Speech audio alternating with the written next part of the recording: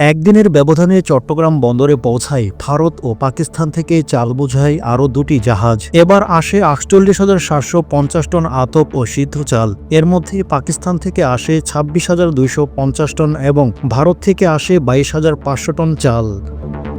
চট্টগ্রাম বন্দরের silo jetty ও কাফকো সংলগ্ন জেটিতে এই দুই জাহাজ নোঙর করে বলে নিশ্চিত করে খাদ্য অধিদপ্তরের চলাচল ও সংরক্ষণ নিয়ন্ত্রক জ্ঞানপ্রিয় বিদুষী চাকমা। পাকিস্তানি পতাকাবাহী জাহাজটি শুক্রবার চট্টগ্রাম সাইলো জেটিতে বার্থিং করেছে বলে দাবি করে তিনি বলেন, জাহাজ এমভি মারিয়াম গত ১১ মার্চ ২৬,২৫০ টন আতপ চাল নিয়ে চট্টগ্রাম বন্দরে বহিনোঙরে প্রবেশ করে। অন্যদিকে ১২ মার্চ চট্টগ্রাম বন্দরে বহিনোঙরে প্রবেশ করে ভারতের পতাকাবাহী জাহাজ এমভি তানাইস ড্রিম। জাহাজটি শুক্রবার কাফকো সংলগ্ন জেটিতে বার্থ করে। এ জাহাজ থেকে ২২,৫০০ টন নন বাসমতি সেদ্ধ চাল আনা হয়।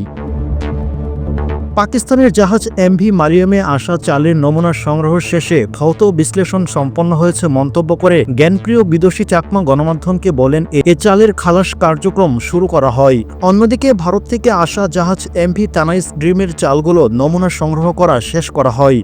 এর আগে বুধবার ১২ মার্চ ভারত ও ভিয়েতনাম থেকে আমদানি করা ৩৮,৮৮০ টন চাল বাংলাদেশে এসে পৌঁছায়।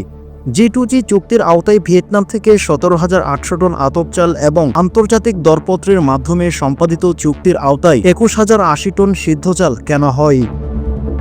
গত ৮ মার্চ আন্তর্জাতিক দরপত্রের মাধ্যমে ভারত থেকে আরও ৬,০০০ টন সিদ্ধ চাল আমদানি করা হয়।